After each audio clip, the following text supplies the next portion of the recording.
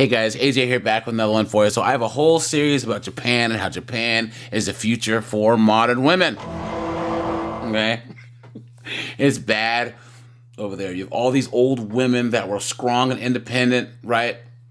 And now they're old and they're whining about how they're broke and alone. There's no child support, so these single moms are doomed, right? There's old women in Japan that are committing crimes so that they can have some type of community by going to jail. Clown world. So guys, check out that playlist linked at the end, right? And guys, we're gonna add Korea to this because Korea's in some trouble too. And guys, Korean dudes, Japanese dudes, they don't simp. They say, look, we're either gonna get a traditional chick or nothing at all, to the point to where their birth rates are falling. So guys, we have two articles here. South Korea has the world's largest fertility rate. Look at that. So we're going to get into this, but before we do, like, subscribe, drop a comment, because it really helps keep this channel going. Check out my playlist linked at the end, and check out my second channel linked in the description. South Korea has the world's lowest fertility rate at just 0.78 births per woman as of 2022. It's getting worse because there's 0.72 for 2023. That'd be 3 times lower than the often accepted replacement rate of 2.1 of the number of births needed to keep a population at a stable level. Now, guys, let's sidebar here. One of the things that's kind of like staving off our lowering birth rate in the United States is immigration, okay? Immigrants from Europe, immigrants from China, immigrants, whatever, legal immigrants, right? Guys, Japan is so against immigration. If you're a Japanese born outside of Japan, they still won't take you. Korea too, they don't take any immigrants at all. So everyone always tries to say, America, guys, the United States takes in more immigrants, refugees than any other country on the planet. And these woke still think, we need to open our borders. No, we don't. Okay, I digress. It's even worse in Seoul, the nation's capital, where the fertility rate is 0.59. Look at that. So now the government's trying to play matchmaker. I wonder if all these people that are having kids are okay with their tax dollars being spent on trying to be a speed dating service, right? So they're hosting blind dating events. Look at that. So the South Korean officials are considering more than just matchmaking. They're going to increase its incentives for families to have kids. Since 2022, the government has paid $1,500, so roughly it's like 2 million won, which is $1,500, to parents for their first child.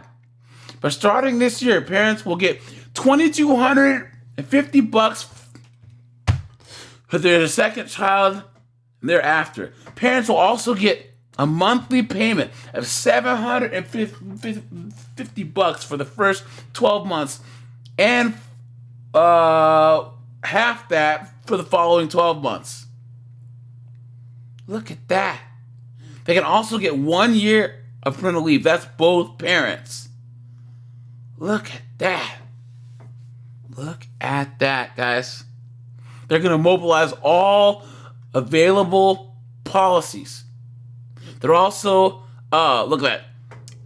So, they're going to encourage child rearing, include increases to parental leave, and financial support for couples trying to freeze eggs and do infertility treatments. Guys, look at this. And it's not just the government. Look at this. The private sector's involved too. Look at this. How much is the baby worth? 75 grand. So as this private firm, look at that. Now corporate South Korea is getting in on the act, trying to stave off a demographic crisis that can see the country's workforce half within 50 years. So their workforce will be cut in half. Clown world. And guys, I'm telling you, all these strong and independent chicks. I am woman, hear me roar, in numbers too big to ignore. In Korea and Japan are saying, we're going to be strong and independent. And these men need to, well, guess what? Guys, I think I read a stat that 70% of Japanese men are not involved in dating at all. So guys, they are not having it at all. And they said, look, we would rather watch the country burn. We would rather watch the ship sink than let the chicks steer it. You know what I'm saying? Okay. Some companies are pledging millions of dollars in bonuses for their staff who become parents. We will continue to do what we, as a company, to solve the low birth rate can do. It says Lee Jung-kun, the chairman of Booyoung Group. Last week, he awarded $5.25 million to his employees for 70 babies born. Both male and female employees are eligible for $75,000 each time they have a baby. No strings attached. Look at that. Guys, would you guys do it? 75 grand ain't enough, man. Look at that. Other companies are offering the same thing. Look at that. By 2072, half the population will be over 65. Clown world. And they won't have anyone to work. Look at that. The decline in Korea's working age population, if this continues its current pace, will build up to an existential crisis for the country.